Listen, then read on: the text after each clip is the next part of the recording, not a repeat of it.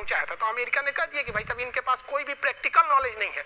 अब वो लेकिन अगर वही युद्धाभ्यास चाइना खुद करता है तो वो क्या करेगा, ट्रेन रोक दो, सब चीज रोक दो, मिलिट्री को निकालो। अरे भाई साहब ओरिजिनली में वार ऐसे थोड़ी होता है, तो अपने से प्रैक्टिस कर लीजिए। वैसे ही होता है जैसे इंडिया में एसएससी के लड़के तैयारी करते हैं, अपने से सेट मारेंगे, 80 नंबर आ रहा है, कट ऑफ के बाहर है, एग्जाम में जाएंगे 60 नंबर आ जाएगा, गड़बड़ा जाएंगे।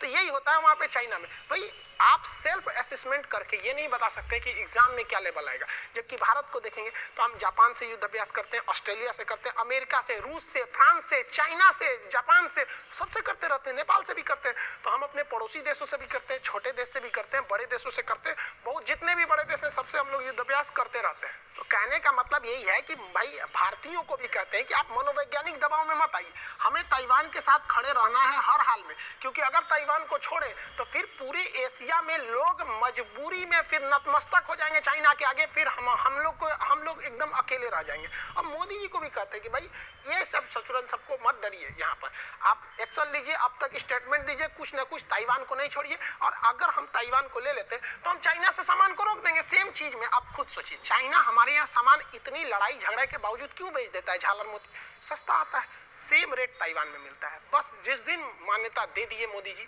कि भाई साहब आप हम यहाँ से खरीदेंगे, वन चाइना पॉलिसी हम नहीं मानते। मोदी जी से भी कहते हैं, हाथ जोड़ के कहते हैं, इधर देखिए हमारी ओर तरी बात सुन के खाली अपने मन के बात कर देते हैं, हम लोग का भी मन का बात सुनिए ना। आप या तो चाइना से कहिए कि हम तुम्हारा वन चाइना पॉलिसी नहीं मानते हैं, या तो चाइना को ये कहिए कि तुम भी वन इंडिया पॉलिसी मानो। वन इंडिया पॉलिसी का मतलब तुम भी मानो कि पूरा का पूरा कश्मीर हमारा है, पीओके पाकिस्तान का नहीं है, अक्साई चीन तुम्हारा नहीं है, और अरुणाचल प्रदेश भारत का है। तो तुम भी मानो वन इंडिया पॉलिसी, तो हम मानेंगे वन चाइना पॉलिसी और हम ताइवान की ओर नहीं देखेंगे। अगर मान लिया तो ठीक है, तो भैया पीओके हमारा, तब तो अगले दिन ससुरा हमला कर देंगे लोग हम लोग, और अक्साई चीन हमारा, अरुणाचल प्रदेश हमारा, टेंशन खत्म, समझ में आएगी नहीं? लेकिन अगर तुम नहीं मानोगे वन इंडिया पॉलिसी, तो हम भी वन चाइना पॉलिसी नहीं मानेंगे, तो ऑटोमेटिक ताइवान एक देश हो जाएगा, हम स्वतंत्र हो जाएंगे, समझौते टूट जाएगा, हम सारा सामान को यहाँ से खरीद लेंगे, तुम्हारा व्यापार रोकने की जरूरत नहीं है, वापस चले जाओगे। क्योंकि ताइवान से सस्ता टिकाऊ सामान चाइना भी नहीं दे सकता है, इसलिए उसने पूरी दुनिया पे बैन लगा रखा है। आप बताइए, क्या हमें वन इंडिया पॉलिसी नहीं मनवाना चाहिए? मनवाना चाहिए। आप कमेंट करके बताएंगे कि क्या हमें वन इंडिया पॉलिसी मनवाना चाहिए या चाइना की वन चाइना पॉलिसी को त्याग देना चाहिए। हमारे लिए तो भैया दोनों ऑप्शन में जो कर लो वो सही है, लेकिन ये सवाल पूछेगा कौन? हमारी मेन स्ट्रीम मीडिया को ये सवाल उठाना चाहिए, ताकि सरकार दबाव में आके ऐसा उठा सके। हमारी सेना के पास ये गट्स है, कर सकती है, लेकिन उस देश का क्या होगा जिस देश की मीडिया 142वें स्थान पर है?